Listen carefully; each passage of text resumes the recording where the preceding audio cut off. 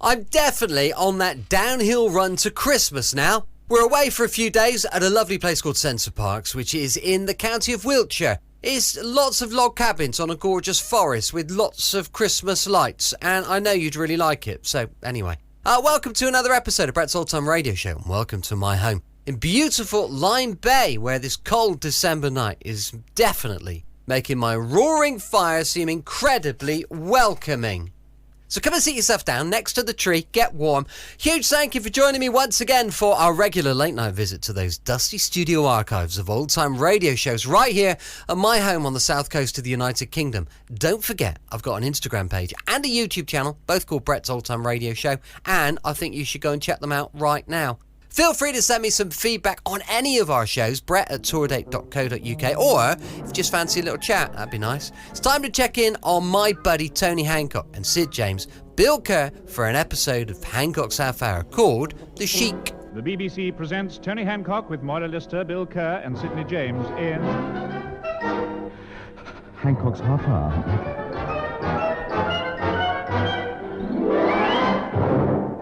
What does a comedian do when he's not working? Well, Tony Hancock's favourite relaxation is an evening at the cinema, a luxury he allows himself whenever he can afford it, and subject to the flavour of the month being strawberry.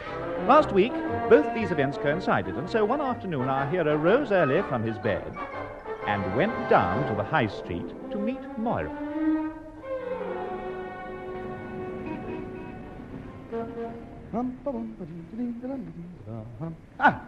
Hello, Moira. Come on, let's hurry or we'll miss the big picture.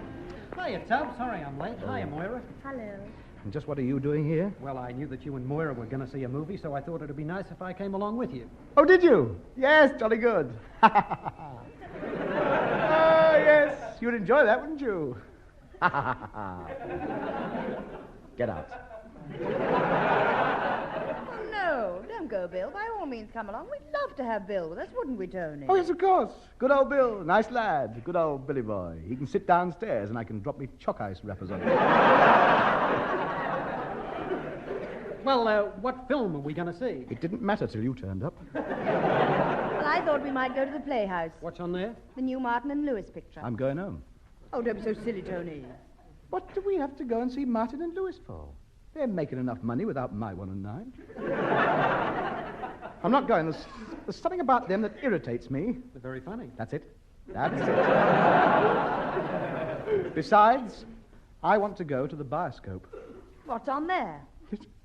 Episode 6 of Batman Meets Dragon Lady. Which is now good to see. She's got him trapped in the atomic radiation chamber. She's just going to throw the lever and disintegrate him when Zog, the green-eyed, one-eyed king of the Martians, well, he turns a bit umpty and shoves her in as well, you see. Well, just then, Captain Universe arrives in his spaceship. Captain Universe arrives in his spaceship with his assistant, Harry. Well, he isn't really Harry. It's that well-known... Are you interested in all that tripe? No, but the ice cream girl fancies me. I think I'm all right there if I play my cards right. She's been looking at me. Well, you can forget about her. We're going to see Martin and Lewis. All right. As long as you wake me up when the adverts come on. I want to see them toffees wrap themselves up and nip into that cardboard box.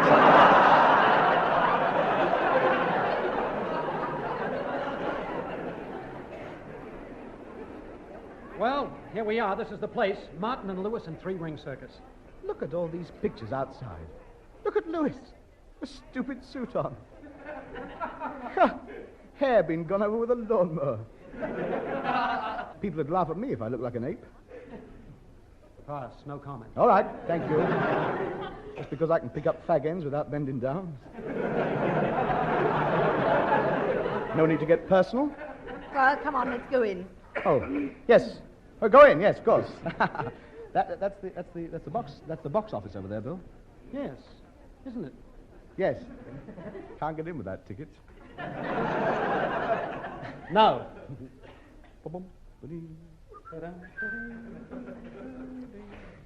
3 1 and 9s, please, miss. Good girl. Well done. Ready, 4 and 6, thank you. 3 and 9, thank you. 2 and 6, thank you. 3 1 and 9s. 1 and 9s? You can tear them up yourself. I'm not touching those. Well, at least you can get your torch out and show us to our seats. Show you your seats? You're expecting a lot 1 and 9, ain't you? I'm not going down there. Not safe. You find your own way down. Well, all right, where do we go? Straight down the centre aisle. How far? Just keep going and ask the organist.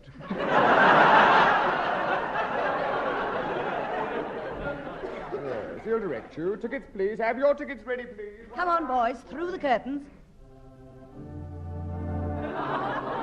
Oh, hello. Hello, we've got Sandy in.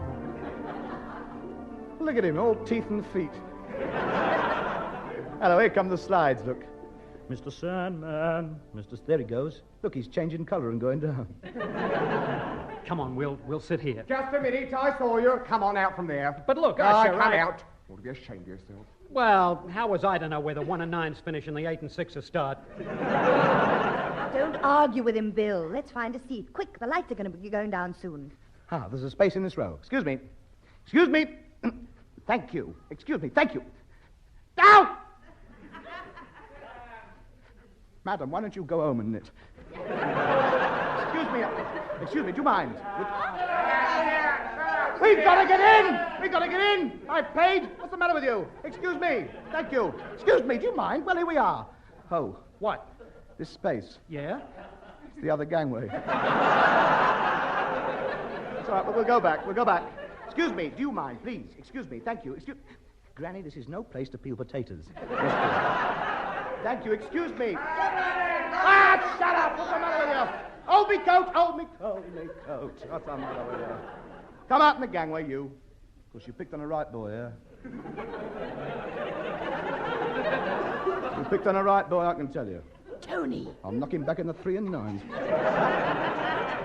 Quick left, he won't know what's hit him. Tony, be quiet. Hurry up and find a seat and behave yourself. Oh, all right. Excuse me. Thank you. Yes, excuse me.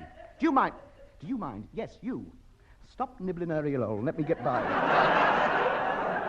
Dear. Thank you. Excuse, please. Thank you. Do sit down, Tony. Ah, here's a seat. That's better. Me shoe? I've lost me shoe. Where's me casual? I must have me casual. Come on. Excuse me. Thank you. Excuse me. Oh, shut up. Alice, I'm warning you lot. I'll be over the top of them seats in amongst you in a minute. Tony, sit down. Oh, all right. Mora, What is it now? I'm sitting next to that bloke who's nibbling that girl's ear. I want to move. Why? He started on mine.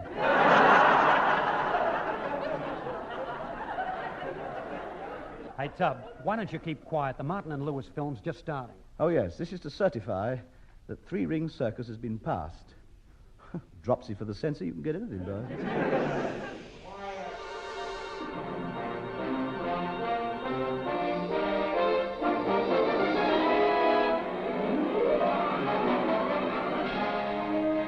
Here we are, credit titles. Best bit in the film, you watch. Hello? Assistant makeup man, Charlie Hancock. Old Uncle Charlie? I didn't know he was out. Makeup, eh? Still, he was always good at disguises. Produced by Al B. Wallace. Right, here we go. Shut up! They haven't started yet.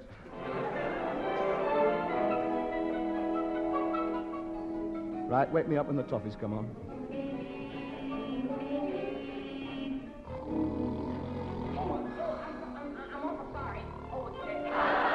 What happened? What was that? He fell down. Did he break a leg? No. Oh.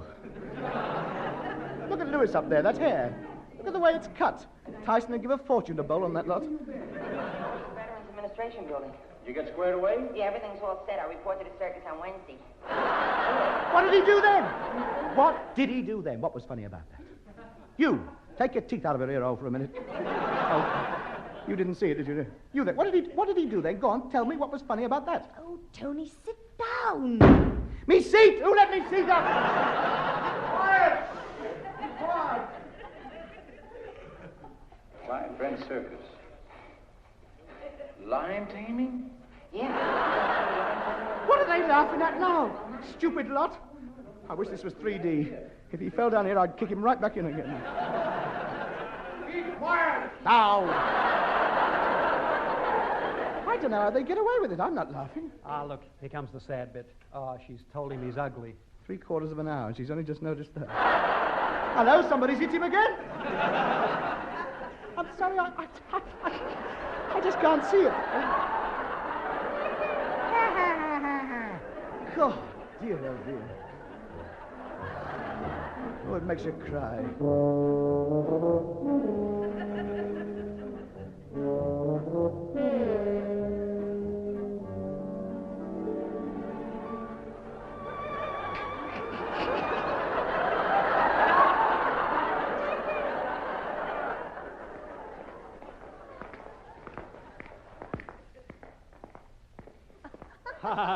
What a great film. I've never laughed so much in all my life. It was funny, wasn't it? Yes. A touch of genius, that was. Oh, there's no doubt about it. They're a very funny couple. Yeah, I thought I'd die laughing. You nearly did. I had my fist handy. Tony, haven't you got over it yet? You haven't stopped grumbling since we left the cinema. You've spoiled our entire evening. Well, I made up for it, didn't I? I took you out to dinner. Yes. Have another chip, Bill. Martin and Lewis. Oh, Tony, please. Well, nobody wants me to make a film. That's what knocks me. It's not fair. Oh, have another chip and stop moaning. Oh, all right. Hello. What's this? Where? Next to the advert column. A piece of rock salmon. I know, but look at the piece of paper that's stuck to the batter. Look what's printed on it. That's it, under sits VAT 15 bob a line. Film star wanted. No experience required. Good opening for keen lad. Good wages, trade union rates, canteen facilities, no Saturdays. Applied Deluxe Film Studios, Box 84. This is me big chance. I'll answer the advert. Me, a film star. No, I'm sorry, Ranky. Love scene with Ava Gardner? I'll think about it. I've thunk. Bring her on. Right, tear the advert out. We'll get down there first thing in the morning.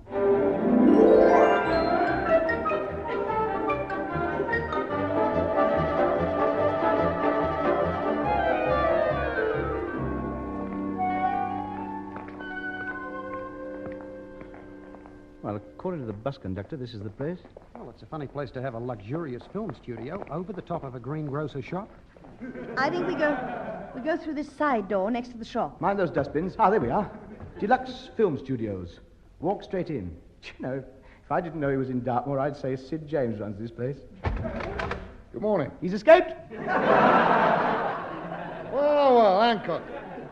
So it's films now, is it? And what poor idiot has financed you this time? Nobody yet. I'm still waiting for someone to answer my advert. You mean you haven't got any money? No, I haven't eaten for 3 days. As the saying goes, I'm desperately in need of succor. Yes, well, never mind about that. I've come here in answer to your advert. The succor has been provided. All right, sit down. Sign here. Wait a minute. What's this? A contract signing you up to star in my next film. Hear that? Star. What did I tell you? Oh, you lucky film goers. Do you realize this could put television back 6 years? Where do I sign? Just a minute, Mr. James. Are you going to sign him up without even giving him a screen test? Eh? A screen test. What's that? Well, you're the film producer, remember? Oh, a screen test. Yes. Oh, of course. Hancock, get behind that screen. Oh, that's perfect. All right, now come out and sign here. But you couldn't see him.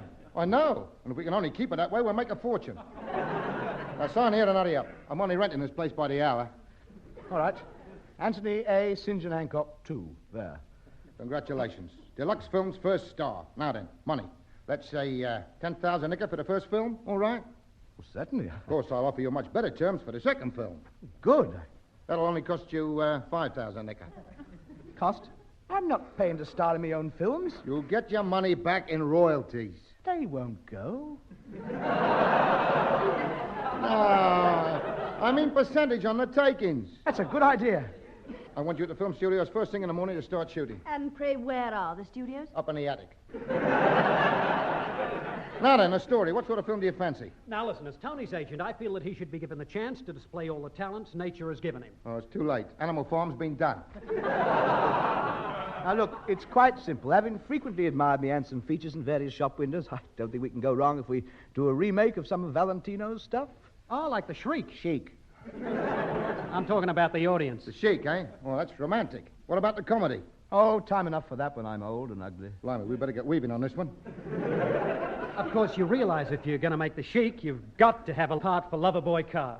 I mean, after all, we've got to aim for the female market as well. You see, I have that indefinable something. I can define it. It's a size 19 at. Now, look. I'm doing the snogging in this lot. You wait. A twitch of the lower lip. A quick flash of the hooded lid straight into the old camera. Pandemonium. Now, listen, Tom. I think that if... Now, I'm doing the heavy, meaty stuff. Well, you've got the build for it. Now, shut up and stop fighting. There'll be a part for everybody. There's only 3 of you, and we've got some scenes with 4,000 to 5,000 Arabs. Looks like there's going to be a little bit of nip in the back.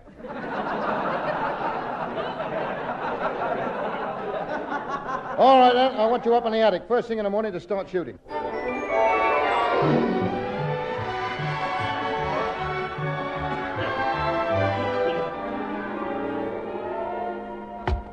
Morning, all. Morning. Good morning. Well, let's get started. Where are the dressing rooms? You stay where you are and close your eyes. All right, I'd like you to meet our cameraman, an expert with a camera. Where did you find him? On Brighton Prom. Business was slack. He jumped at the chance. Right, come on. Scene 1. The Sheik's tent in the middle of the desert. Berkeley, stick his broom handle up one of Hancock's spare nightshirts. Right, now get that fire bucket down and sprinkle the sand over the floor. Perfect. Looks just like the Serrata. Right, get in a position. Action! Now, wait a minute. What about our Arab costumes? Pull your shirt out. All right, now then, the Sheik's tent. Billy's doing a bit of crafty snogging with the Sheikess of Algiers. They're interrupted by the arrival of dashing, handsome, steely-eyed Sultan Hancock. What casting? All right, put the towels around your bunces. Here we go. Camera ready, Berkeley? Yes, Sidney. Let's start shooting. Right. Now hold it, everybody. Don't move. Hold it. Oh, perfect. Now then, Mr. Hancock, raise your right arm another half an inch, your left arm down another half an inch, your face a little bit nearer hers, and start to purse your lips on this one. And your leg, Mr. Carr, a little near the ground. That's right. Hold it. Good. Now, right arm a little bit higher, Mr. Hancock. Left arm a bit lower. Just a minute. Barclay, correct me if I'm wrong, but didn't I hear a rumor a few years ago about movie cameras? Well, you may have done, but we haven't got any. But what is CinemaScope next? We've got to make do with this baby box camera. You mean we can only take all separate photographs? Yes, then we stick them all together, punch little holes along the edges, and Bob's your uncle.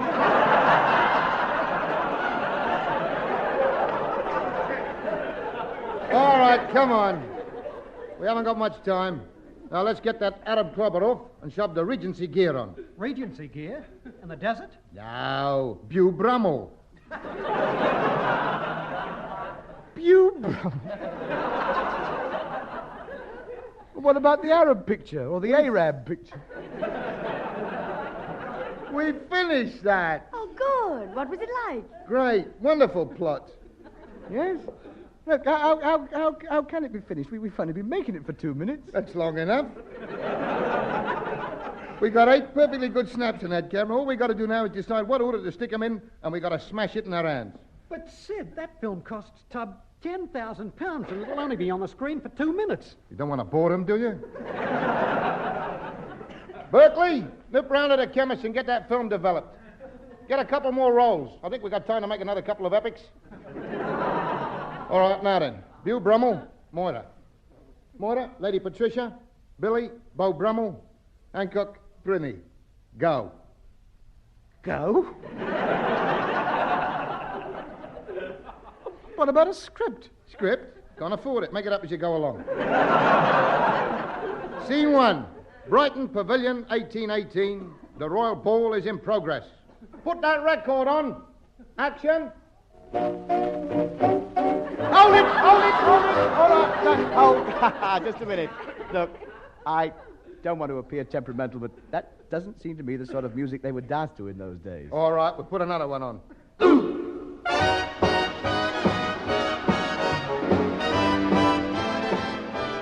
That's better. More like it. Must have accuracy. Come, children, let us rehearse. Ah, your Royal Highness. Ah, my Lady Patricia, step me, you're looking most beautiful tonight. I think we'd better switch these lines round a bit. Start again. Ah, Lady Patricia. Ah, Your Royal Highness. You're looking most beautiful tonight. That's it. Must have accuracy. Lady Patricia, I've arranged our rendezvous tonight here in Brighton. But, sir, our identities will be discovered. I think not. What ho, old things? Ha! 'Tis that foppish dandy Brummel. Oh, I don't know. I rather like him. He's quite amusing. I don't know why you bother with him. He's a weakling. Oh, come now, Prinny, you underestimate me. I'm as tough as the next man. Tough? Ah! Look at those clothes. Blue silken hose. Green velvet breeches. Bright yellow cravat. Puce-buckled shoes. Lemon-embroidered waistcoat and scented handkerchief. Brother, when you're dressed like this, you've got to be tough.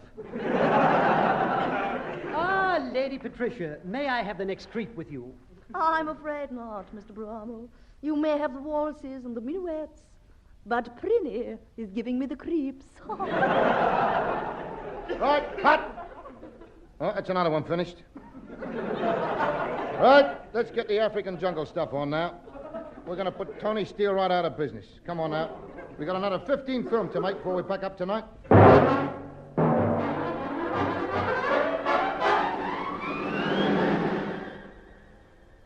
Honestly, Moira, Sid's got a funny idea how to make pictures. 18 pictures we've made in 3 hours. Have you seen any of them? Yeah, there's not one more than 2 minutes long. Well, you know what his idea is. He's going to join the lot together and call them All Next Week. Ah, poor old Tub. He really thinks this is going to make him the biggest dramatic actor in the business. I hate to see it happen to him. He says he's finished with comedy after this. Well, they never did get on all that well together, did they? Where is the boy, anyway? Well, he's over there chatting to Sid's publicity agent. Of course, this isn't the first time I've been asked for my life story, you know. I didn't think it was. No. Well, I've had a very colourful life. Have you? Yes.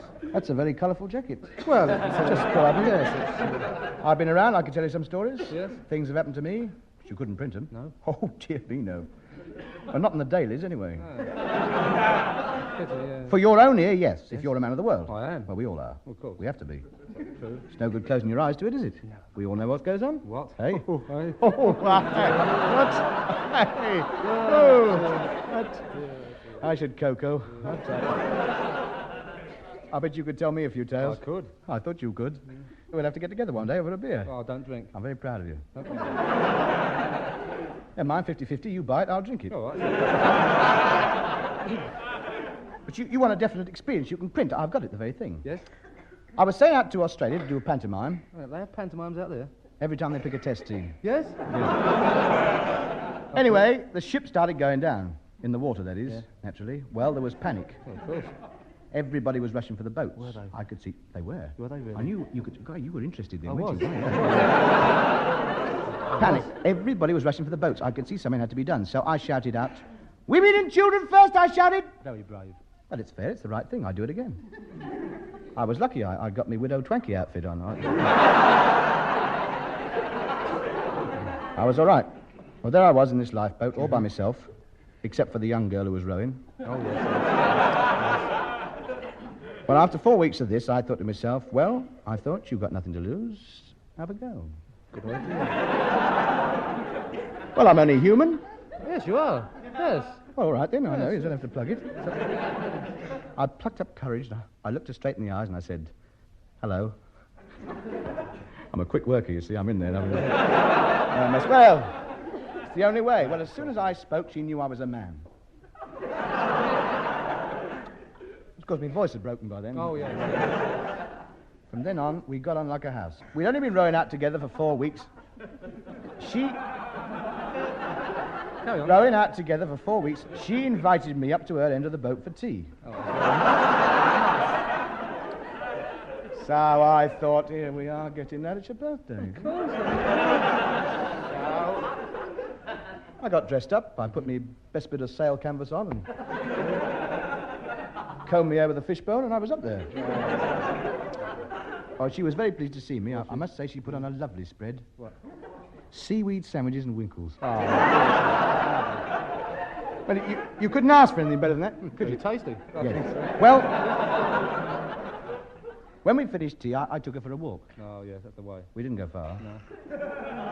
Well, she had to be home early, see? Well, I don't know whether it was the romantic moon shining down upon us or her being so close to me or whether I'd had too many glasses of seawater, but I lost control. Did you? I lost control. Yes. I kissed her.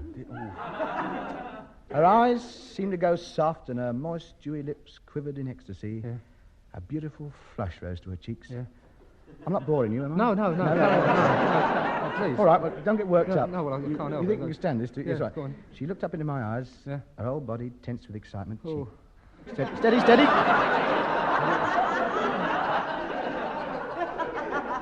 Go on. This is me, not you, you know. She flung her arms round me and drew me slowly towards her. I could feel the warmth of her. Her pulsating heart next to mine. And then... Do you know what happened? What? We were rescued.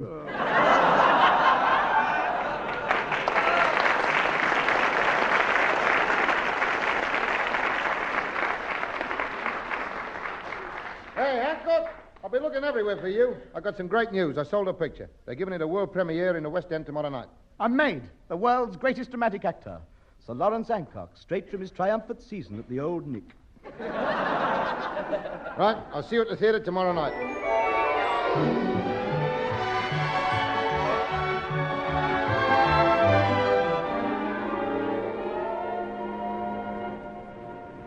Hey, gee, look at this crowd. The place is packed out. They're privileged people, William. You're right, Tub. They're going to see dramatic acting like they've never seen before. You can say that again. Well, come on, boys. We'd better find our seats. It'll be starting in a minute. Tickets, please. Have your tickets ready. We don't need tickets.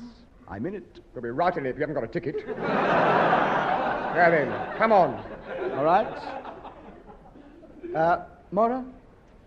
3 1-9s, please. Now, straight down the centre aisle. Hello, there go the lights. Come on, in this row here. Excuse me, thank you. Excuse, do you mind? Oh, it's you again, is it?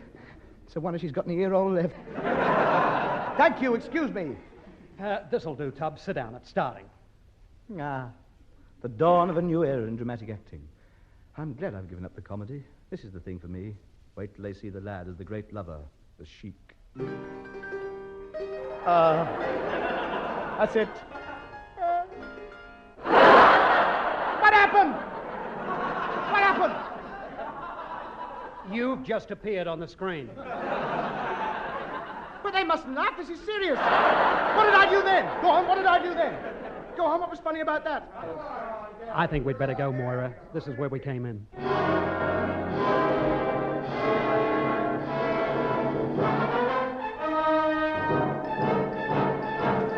That was Hancock's Half Hour, featuring the lad himself, with Moira Lister, Bill Kerr, Sidney James, and Kenneth Williams. Incidental music was composed by Wallace Stott and recorded by the BBC Augmented Review Orchestra, conducted by Harry Davidowitz. The script was written by Ray Galton and Alan Simpson, and the program which was recorded was produced by Dennis Mayne Wilson.